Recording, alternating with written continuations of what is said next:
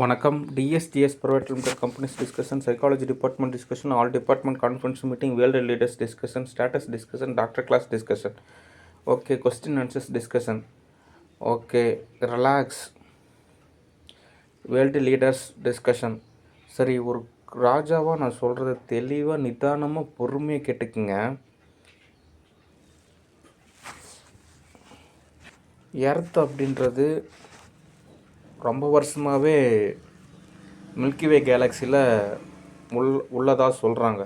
Okay, சரி, history okay, future okay. இப்போ நிகழ்காலத்தில் என்ன தகவல் அப்படின்னா 70% வாட்ரு, 30% லேண்டு. அந்த 30% லேண்டில் 200 கண்ட்ரிஸ் இருக்குது.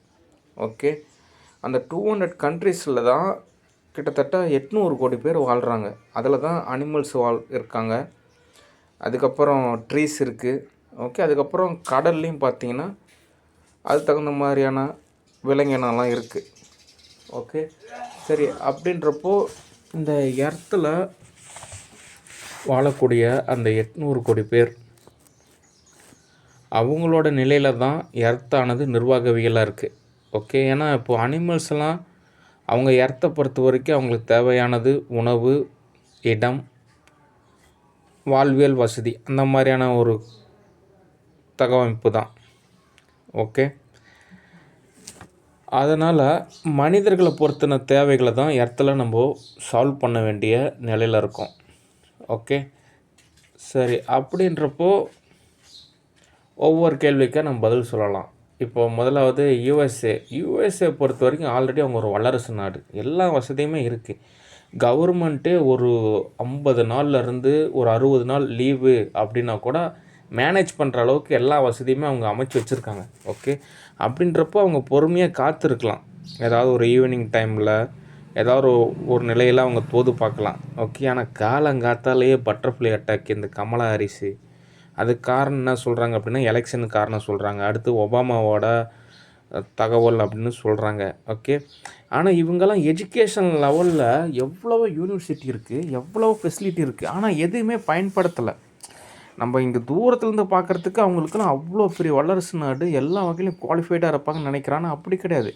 அந்த காட்ஃபாதர் 3 படத்தில் வர மாதிரி தான் ஒரு கல்லானது ஒரு நீர்லேயே இருக்குமா, ஆனால் அந்த நீரானது அந்த கல்லுக்குள்ளே போயிருக்காதான்.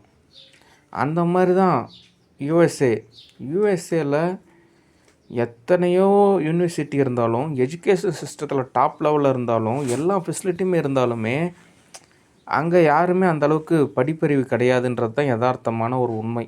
ஓகே, அதனால தான் வைப்ரேஷன். ஓகே, சரி, இப்போ என்ன தகவல் அப்படின்னா ட்ரம்ப் அவர் நிர்வாகத்தில் நிறையா எரர் இருக்கிறதாகவும் சொல்கிறாங்க.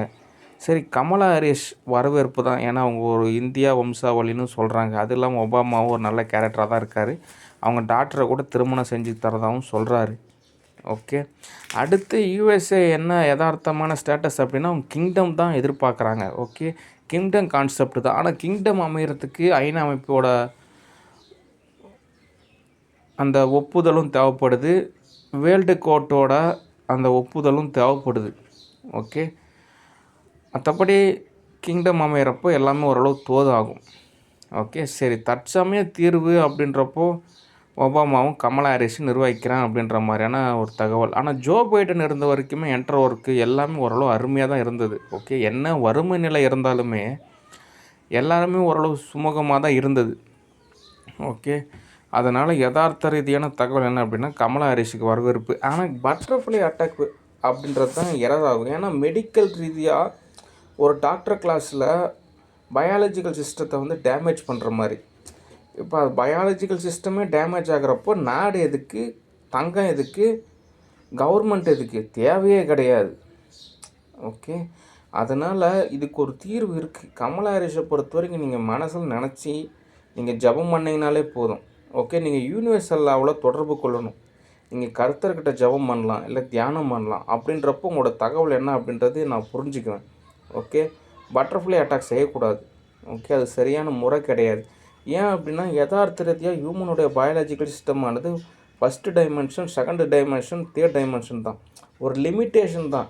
நீங்கள் உடனே டேமேஜ் பண்ணிட்டீங்க அப்படின்னா எல்லாமே கொலாப்ஸ் ஆகிடும். ஓகே, அது எல்லாருக்குமே பொருந்தும். ஓகே, அதனால் நீங்கள் ஒரு ஒரு தலைவர் பதவியில் வரணும்னு நினைக்கிறப்ப நீங்கள் லெட்டர் எழுதணும், பொறுமையாக காத்திருக்கணும், அந்த பக்குவம் இருக்கணும், அந்த நிதானம் இருக்கணும். ஓகே, அப்போனா தான் எல்லாம் தோதாகும். அவசரப்படக்கூடாது. ஓகே, அதனால் காலங்காத்தாலாம் வரக்கூடாது.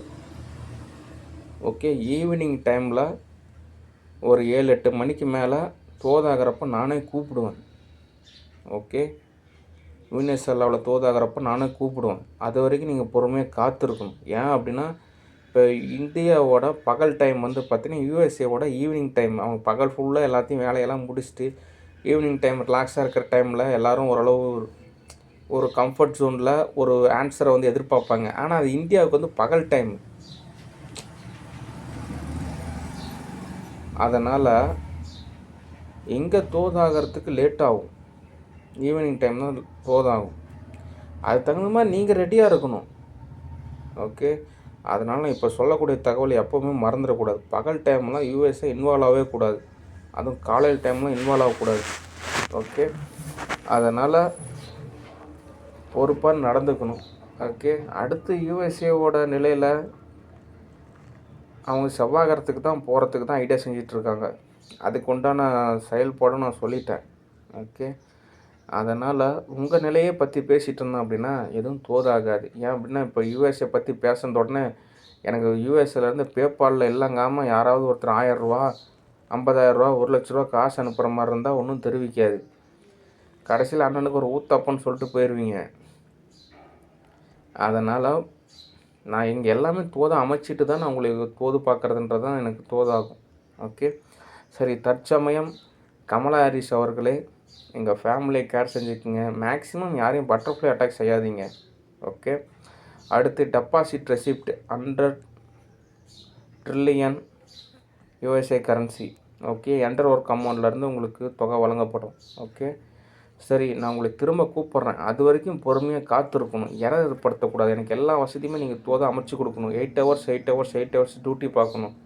ஓகே, என்னோடய ரூல்ஸ் அண்ட் ரெகுலேஷனை ஃபாலோ பண்ணால் தான் நீங்கள் யுனைடெட் ஸ்டேட்ஸில் அந்த நாட்டில் நீங்கள் வசிக்க முடியும். அல்லது உங்களுக்கு உண்டான ரெசிடென்சி கார்டு கேன்சல் பண்ணிடுவேன். நீங்கள் வேறு நாட்டில் தான் போய் வாழ்கிற மாதிரியான சூழ்நிலை அமைஞ்சிரும். அதனால் என்னோடய ரூல்ஸ் அண்ட் ரெகுலேஷன் நீங்கள் கரெக்டாக ஃபாலோ பண்ணணும். பொறுமையாக இருங்க, நானே கூப்பிடுவேன். புக்ஸ் படிங்க, தியானம் பண்ணுங்கள், ஜெபம் பண்ணுங்கள். ஓகே, காலங்காத்தாலாம் வராதிங்க, நானாக கூப்பிடுவேன். ஓகே, சரி, அடுத்த தகவல்.